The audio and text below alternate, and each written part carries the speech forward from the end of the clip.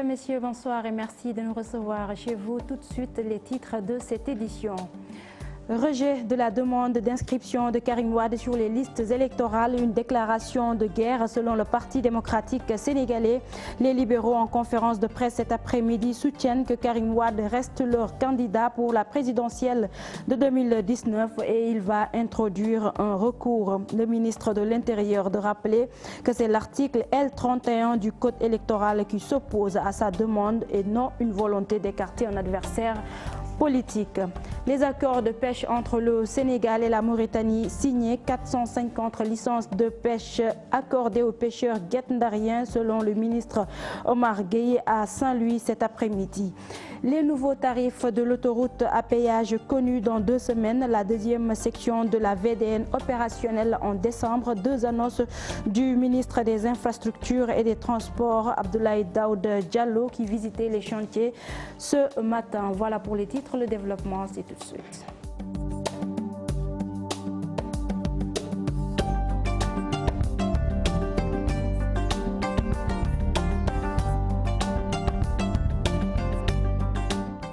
Bonsoir à tous et merci de nous recevoir chez vous. Le PDS n'a pas de plan B. Karim Wade reste son candidat à la présidentielle de 2019. Les libéraux l'ont fait savoir cet après-midi en conférence de presse. Ils soutiennent que Karim Wade dispose de son récépissé d'inscription et dès lors un recours sera introduit. Compte rendu donc de cette conférence de presse avec Habib Faye et Djili Djemé.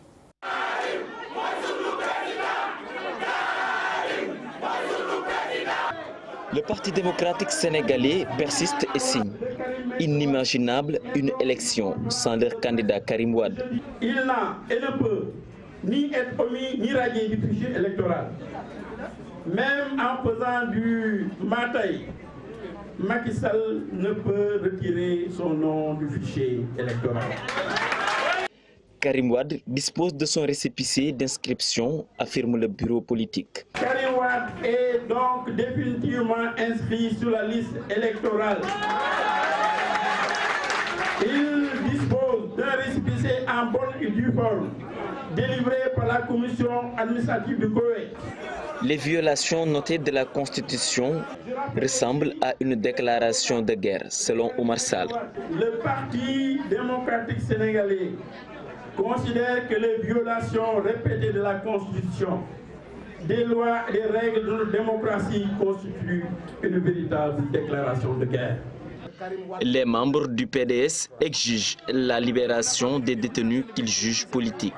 Notre parti exige également la libération immédiate et sans condition de Khalifa Ababacar Sall.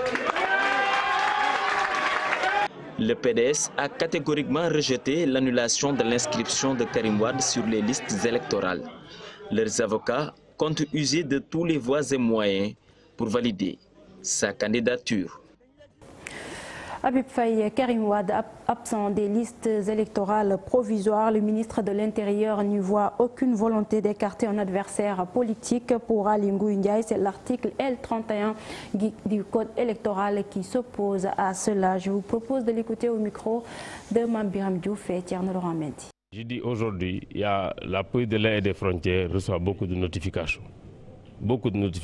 Qui concernent en tout cas des citoyens sénégalais. Si Karim Wade est dans ce cas, la loi lui sera appliquée dans toute sa rigueur. C'est ça qui est important. Nous ne faisons pas des lois pour des personnes physiques, pour des individus, fils d'anciens présidents. Les lois sont applicables pour tout le monde, pour vous comme pour les autres. Karim Wade ne peut être candidat à la présidentielle de 2019, mais Khalifa Sall, oui, selon Maître Babou, l'avocat à la Cour soutient que la condamnation du député maire de Dakar n'est pas définitive car n'ayant pas encore épuisé toutes les voies de recours. Maître Babou est au micro de Mambiram Diouf. J'ai toujours dit que l'article 31 s'oppose à ce que Karim Wade s'inscrive sur les listes électorales. Mais il y a mieux. Même si le gouvernement avait laissé faire, que Karim Wade maintenant dépose ses listes de candidature. Les listes de candidature à la présidentielle sont envoyées au Conseil constitutionnel. Non seulement le Conseil constitutionnel devrait, en ce cas-là, déclarer la candidature de Karim irrecevable, mais la loi permet à tout candidat à l'élection présidentielle de s'opposer à la candidature de Karim Wade. D'aucuns disent que oui, le pouvoir est en train de tout faire pour que Khalifa ne puisse pas s'inscrire sur les listes et devenir candidat. Moi, je ne suis pas de cet avis.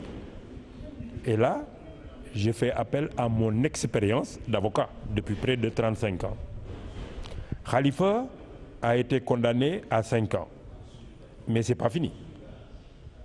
L'affaire est actuellement en appel. Et même en appel, si on confirme la condamnation de 5 ans pour Khalifa Sall peut toujours devenir candidat. Le ministre de l'Intérieur a rencontré ce matin les acteurs politiques et autres parties prenantes au processus électoral, ce pour des discussions sur la caution à verser pour la présidentielle. Elle est fixée à 30 millions de francs CFA, mais pour Maître Babou du parti indépendant Alliance pour l'alternance, ce montant doit être revu à la baisse. Il propose 10 millions de francs CFA. Compte rendu de cette rencontre avec Mambiram Diouf et Thierno Laurent Mendy. Ces acteurs se réunissent pour arrondir les angles. Et cela après que le président Macky Sall a fait la proposition le 11 juin dernier lors d'une rencontre avec la commission ad hoc de ramener cette caution de 65 millions à 30 millions. Pour le président de l'Alliance pour l'alternance, Maître Babou, il faut soit retenir le parrainage à défaut de proposer un ticket. On maintient le parrainage. D'accord. Mais on y ajoute quelque chose. On l'adjoint au versement d'une somme d'argent, ce qu'on appelle un ticket d'entrée. Verser encore, par exemple, 5 ou 10 millions qui ne peuvent servir que pour l'organisation de votre candidature et non remboursable. Une troisième proposition, qui n'est pas d'ailleurs la mienne, qui ne m'agrée pas, si le gouvernement s'accroche véritablement à maintenir et le parrainage et la caution, et en ce moment-là, il faut baisser drastiquement la caution. On le ramène à 10 millions. Au lieu de dire qu'on va vous rembourser quand vous aurez 5% des suffrages exprimés, mais on vous remboursera quand vous aurez 2%. Le mandataire de la coalition Benno Bokk Yakaar, Benoît Sambou, de retenir ces 30 millions comme montant symbolique. La caution avait deux fonctions principales. À côté d'être un filtre, donc pour empêcher la floraison de candidatures, elle devait permettre, elle exigeait quand même la participation de tous les acteurs à l'effort de guerre, si je peux m'exprimer ainsi. C'est l'avis également de Babacar Ndir, le président du Parti pour la démocratie, la citoyenneté et la République. L'essentiel est que pour nous autres, qui sommes simplement des démocrates et qui croient en la démocratie, qui croient que nous sommes des républicains également, je pense que 30 millions, donc c'est quelque chose d'abordable. À travers ces échanges, le ministre de l'Intérieur, Aly Ngouille Ndiaye, rappelle qu'un consensus devra être trouvé pour s'accorder sur tous les points menant vers la présidentielle. Mambiram Diouf, les listes électorales provisoires publiées ce lundi, elles sont disponibles à la sous-préfecture de Dakar Plateau pour les citoyens désirant vérifier si leur nom figure ou pas sur ces listes. Toutes les dispositions sont prises pour les accueillir, mais à la mairie de Mermoz Sacré-Cœur et à la sous-préfecture de Grand Dakar, les listes ne sont pas encore sur place. Reportage Ibou Diouf et Dili Djemé. Sur cette table, des listes électorales provisoires bien rangées. Objectif, permettre aux citoyens de vérifier leur inscription. Nous sommes à la sous-préfecture du Plateau. Ici, l'heure est aux attentes des inscrits. Oui, nous avons reçu nos listes, oui, qu'on a déjà mis en place. Le dispositif est déjà mis en place pour permettre aux citoyens de venir consulter. On a constaté la plupart du temps que chaque fois que les gens affichent, il y a certains qui passent, qui déchirent. Donc, on fait les deux à la fois. Donc, une partie on l'affiche et une autre partie quand même on laisse sur place pour permettre aux Sénégalais de pouvoir consulter.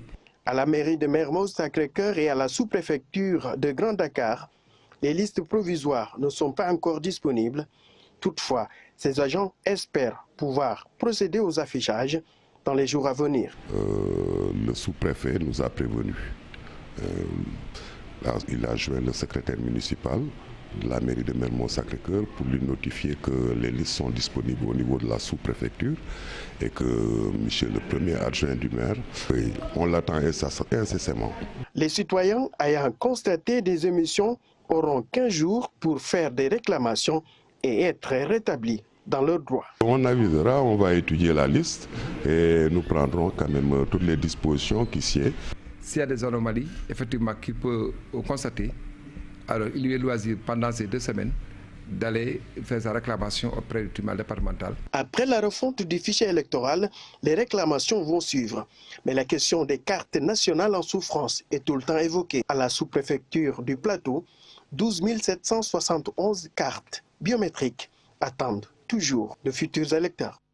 Et Diouf, à la préfecture de Saint-Louis également, les listes sont disponibles, mais ce matin, ce n'était pas encore le grand rush pour Mambaye Lo, chef du bureau électoral. Les Sénégalais attendent toujours les derniers jours. Je vous propose de l'écouter au micro de nos correspondants, Ousseynou Diop et Habib Seck.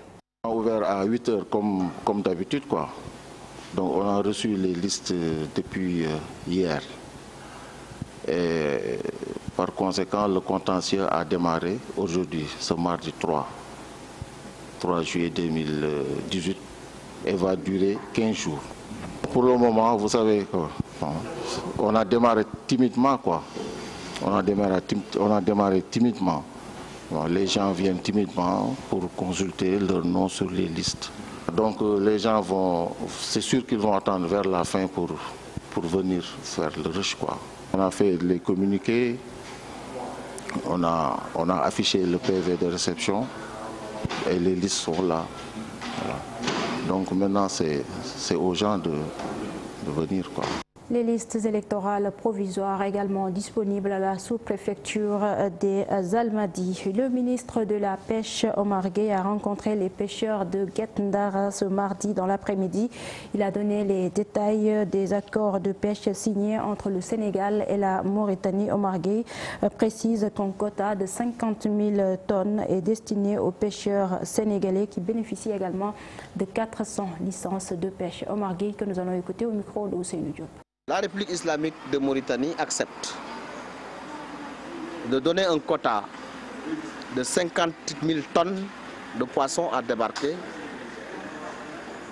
de 400 licences constituées donc de 200 scènes tournantes, mais également, conformément aux lois et règlements de la République islamique de Mauritanie, de construire un quai de pêche à 2,5 km de la frontière entre les deux pays.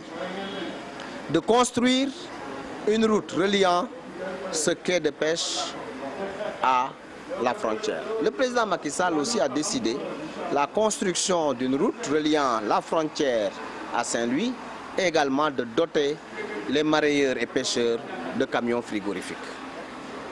Dans ce protocole d'accord également, nous avons signé une phase transitoire d'1 an, phase pendant laquelle les pêcheurs saint-louisiens pourront débarquer à Saint-Louis.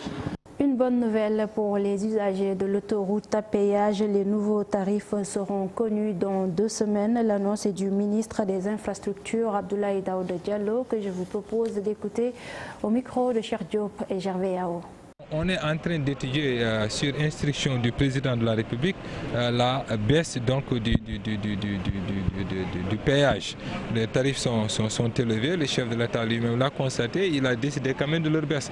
Maintenant, nous sommes en train de travailler avec le concessionnaire pour trouver, disons, le juste milieu, c'est-à-dire des tarifs qui quand même sont acceptables, non seulement pour assurer, disons, la rentabilité du projet, mais aussi pour permettre quand même aux Sénégalais d'utiliser l'autoroute à moindre frais. Donc on est sur ce travail-là. D'ailleurs ce matin je me suis attardé un peu au bureau parce que je faisais le point justement donc sur l'état d'avancement de ces négociations et nous pensons que dans les semaines à venir le chef de l'État lui-même devrait faire l'annonce aux populations sénégalaises.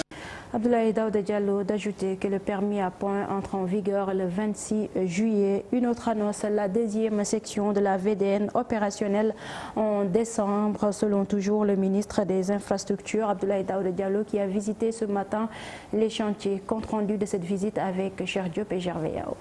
La voie de dégagement nord, section 2, en plein chantier, 9 km de route. Et bien des ouvrages, des carrefours, des passerelles, des murs de protection et ce viaduc de Djamalaï, un pont qui fait presque 1 km et plus loin un beau string. L'infrastructure prend forme, les travaux aussi avancent bien. Un constat du ministre des Infrastructures, des Transports terrestres et du désenclavement. On a eu tout à l'heure, disons quand même, le grand pont donc, qui traverse presque totalement tous les quartiers de Nord-Foire, de Djamalaï, des parcelles assainies en partie, mais aussi de Grand Médine, HLM Grand Médine. Nous avons donc visité aussi disons ce qu'on appelle le boosting. D'ici la fin de l'année, Inch'Allah, nous allons recevoir quand même un ouvrage d'une qualité assez rare.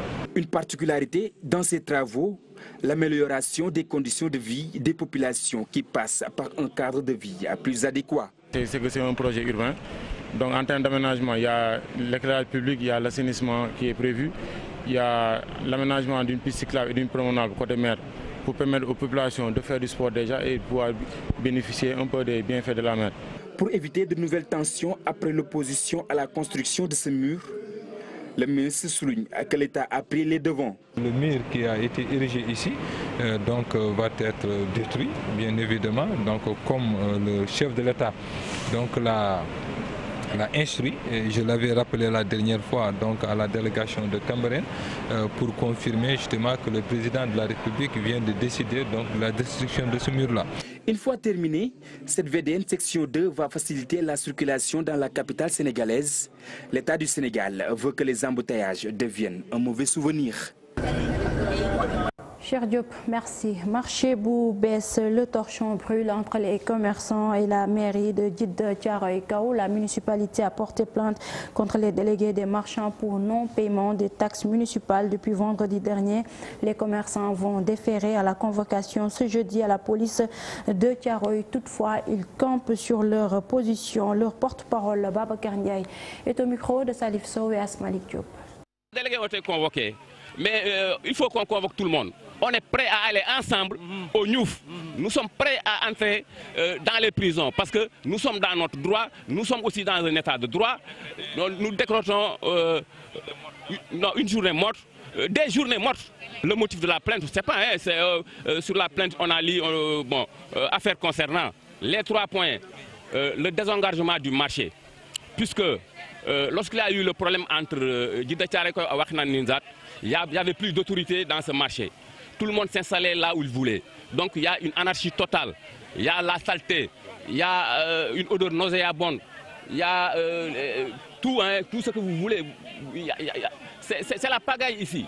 Donc nous voulons que cela cesse. Le deuxième point, c'est que ici, là où nous sommes, c'est des cantines qui ont été détruites par l'État du Sénégal et non encore remboursées.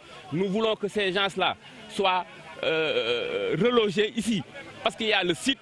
Il y a d'autres gens qui sont là, on ne peut pas comprendre, c'est ça le problème. On ne va plus payer la taxe journalière jusqu'à ce que nous ayons ce que nous avons besoin. Jointe au téléphone, la mairie n'a pas souhaité répondre. Ouakam, cité Asec-Nord, les eaux usées hantent le sommeil des populations. Difficile de respirer dans la localité. Pointé du doigt, la mairie donne des garanties. Reportage Pape Faraning et Martien. L'odeur est insupportable des eaux usées qui émergent de cette fosse installée au milieu de la chaussée. Difficile pour les riverains de se déplacer, encore moins pour les automobilistes, du fait des embouteillages qui affectent même le commerce à la cité Asec-Nord de Ouakam. En tout cas, la situation de ces eaux-là est vraiment chaotique. Quand on prend selon l'environnement, ça gâche l'environnement, ça détruit, je peux dire, le climat, et les personnes qui y sont exposées, ils peuvent avoir des maladies juste à cause de ces eaux-là, parce que les odeurs là ne sont pas bonnes, elles sentent vraiment mauvais. Depuis des jours, nous vivons cette situation. À l'approche de l'hivernage, c'est toujours comme ça. Partout à Ouakam, Komiko, au marché, jusqu'à l'école phare, l'odeur est nauséabonde et ça dérange.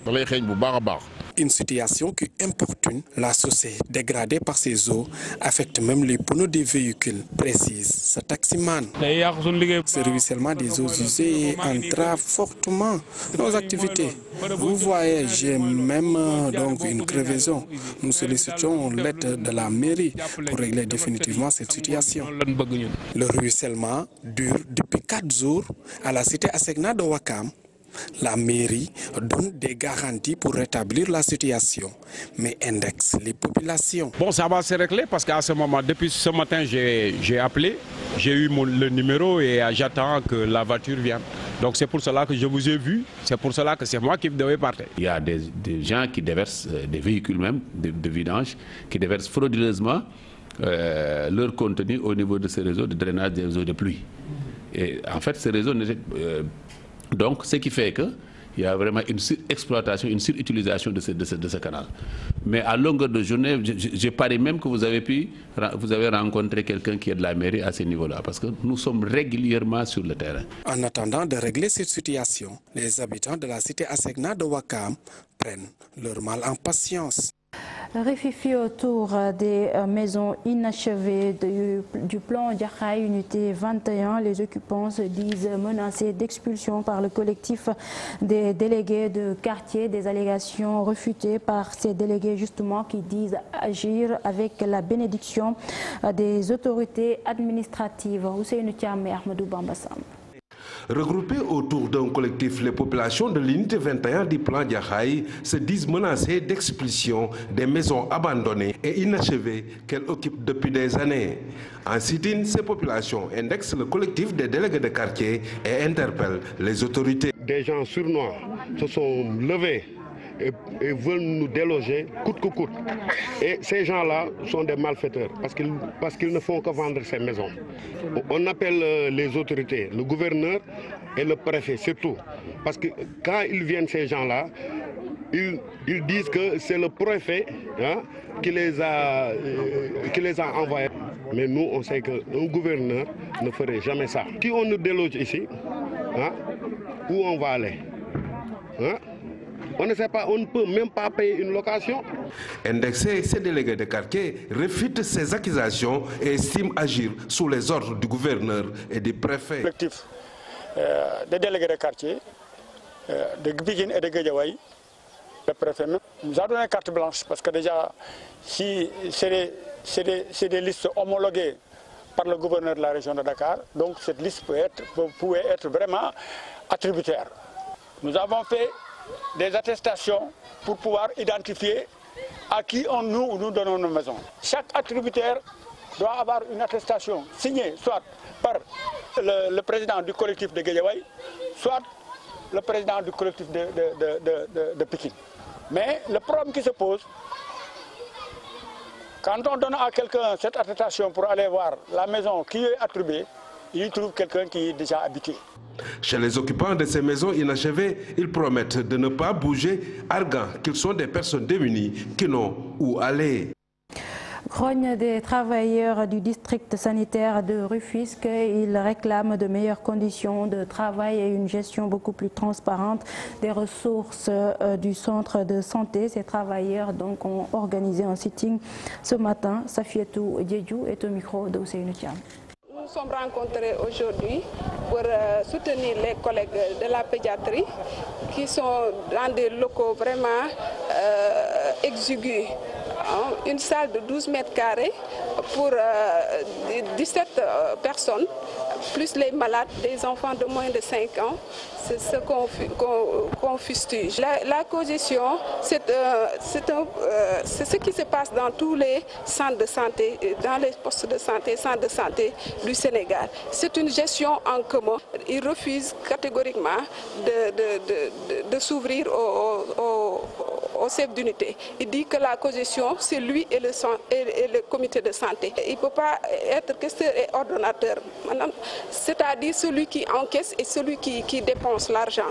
2 tonnes de chanvre indien estimées à 161 millions de francs CFA incinérés à Tambacounda. C'était en présence du procureur de la République Demba Traoré, le colonel El Hadj Mamour Kandji. Le colonel El Hadj Mamour Kandji, justement, que nous allons écouter au micro de Moussa Omargué. Plusieurs saisies qui ont été faites sur l'axe Tambacounda-Kumpentum. D'ailleurs, la dernière saisie qui a été réalisée, c'est au niveau de Kumpentum avec 177 kg. Donc maintenant, au niveau de Tambacounda également, au niveau du barrage de Dialokoro, donc on a eu à vraiment faire 2 prises, notamment une première prise avec 90 kg de chanvre indien et une deuxième prise avec 16 kg de chanvre. Donc maintenant, comme l'a dit le procureur, donc, si vous faites le calcul, 1936 kg, c'est-à-dire 1 tonne 936, si vous faites le calcul, environ nous sommes à 116 160 000 francs. Bon, c'est du chanvre, principalement c'est du chanvre. Des périodes, parce que rien que pour ce mois de juin, je pense que les unités ont eu à faire pratiquement les 3 prises que j'ai eu à citer, notamment les 90 kg, les 16 kg et les 167 kg. Mais tout au début de l'année, on a eu à faire 78 kg au niveau de Goulumbu. 140 kg de chanvre indien également incinéré à Tambacounda, à Kaffrine du moins. Le gouverneur de la région appelle les populations à collaborer avec les forces de défense et de sécurité. Jean-Baptiste Colli, que nous allons écouter au micro de Ibrahim Diamé. C'est environ 140 kg de chanvre, représentant environ 7,5 millions de francs CFA. C'est également près de 4 millions de marchandises, de produits pharmaceutiques, de denrées impropres à la consommation qui ont été ainsi incinérées. Donc vous me permettrez d'en profiter pour saluer cette équipe qui travaille dans des conditions parfois très difficiles à travers toute la région de Kaffrine. Mais c'est aussi pour nous l'opportunité d'appeler la population à collaborer, à aider les forces de défense et de sécurité dans la traque des produits impropres à la consommation, mais aussi dans la traque des trafiquants de drogue qui ne manquent pas à Kaffrine. Nous avons incinéré 140 kilos, mais vous savez que quand on incinère 140 kilos, c'est 10 fois plus qui ont échappé. Et généralement, ça nous passe au nez à la barbe parce que ces gens bénéficient de circuits connus par les populations qui malheureusement n'aident pas les forces de défense et de sécurité. Je voudrais donc en profiter pour lancer cet appel-là, demander aux populations de mettre la main à la pâte, de collaborer, de nous donner vraiment les bonnes informations pour que nous puissions lutter contre le trafic de ces stupéfiants, mais aussi des denrées impropres à la consommation. Insécurité alimentaire dans certaines localités du pays. La déléguée générale à la protection sociale et à la solidarité nationale n'est pas d'accord. Pour Antassar Diako, la faible pluviométrie de l'année dernière explique certaines difficultés auxquelles font face les populations. Des réseaux de bénéficiaires de filets sociaux sont organisés justement pour aider à ces personnes-là. Une rencontre s'est tenue à Dakar ce matin, compte rendu Fatou Bintou Conté et Dili Djemé. Il n'y a pas de famine dans le monde rural, seulement une mauvaise saison des pluies qui a engendré quelques difficultés alimentaires dans certains endroits. Révélation faite par la déléguée générale à la protection sociale et à la solidarité nationale. Elle a tenu à préciser les efforts faits par l'État dans ce sens. La famine n'existe pas ici au Sénégal. Il faut juste dire qu'il y avait un déficit pluviométrique et il y avait des difficultés. Et moi-même, je me suis levée 2 fois de suite. Je me suis rendue à Malémodar et à Goudiri. J'ai fait un test pilote. Nous avons fait des cash transferts, comme nous avons fait avec les bourses de sécurité familiale. Au lieu de leur donner du riz, nous leur avons donné des cash transferts. Dans l'optique de mieux organiser cette aide, la mise en place de réseaux de bénéficiaires de filets sociaux a été initiée en vue de contribuer à la lutte contre la pauvreté. Pour lutter contre la pauvreté, il faut organiser ces bénéficiaires. Cette organisation est venue à son heure aujourd'hui. Nous avons le programme a atteint sa vitesse de croisière, tout le monde le sait. Les autres filets sociaux aussi accompagnent puisqu'il nous faut tendre vers l'autonomisation. De ce fait, les élus locaux sont mis à contribution afin de mieux organiser ces réseaux de bénéficiaires. Et il y avait une grande difficulté à choisir quelles sont les personnes qui devaient bénéficier de ces appuis. Mais aujourd'hui, ils auront un cadre qui va mettre en place à partir du registre national, du registre unique national, qui permettra d'organiser ces bénéficiaires. Dans la lutte contre les inégalités sociales, de nombreux programmes de filets sociaux ont été mis en place par l'État. Avec la création de ces réseaux de bénéficiaires, un recensement équitable des ayants droit devient plus facile. Nous parlons éducation avant de boucler cette édition baccalauréat technique 2018. Les épreuves ont démarré depuis hier et toutes les dispositions sont prises pour un examen sans fraude. Nos reporters ont fait un tour au lycée Maurice Delafosse, centre d'examen. Reportage Souadou Ndiaye, Gervais Yao. Deuxième jour du baccalauréat technique. Jusque-là, tout se passe bien. Dans ce centre, tous les dispositifs sont au point pour que les épreuves se déroulent dans de meilleures conditions. Nous n'avons aucun problème. Nous avons 14 salles et dans chaque salle de classe, il y a au moins 3 surveillants. La police est là, donc le dispositif de sécurité est assuré. Par rapport aux mesures de sécurité, l'office du bac cette année-ci est ferme, aucune tolérance. Il y a même l'interdiction des portables pour ce qui est dans les centres d'examen. On ne parle même pas des salles de classe, mais les portables sont interdits dans tous les centres d'examen pour ce qui est des candidats. Et même des surveillants qui sont censés surveiller les épreuves. 354 candidats au bac G, 102 au bac technique, avec 33 absents dans les 2 centres que nous avons visités. C'est la fin de cette édition. Merci de l'avoir suivi. Prochain rendez-vous d'information, c'est dans quelques minutes avec Ibrahima Kane dans le journal du Mondial. Quant à moi, je vous retrouve demain. Bonsoir.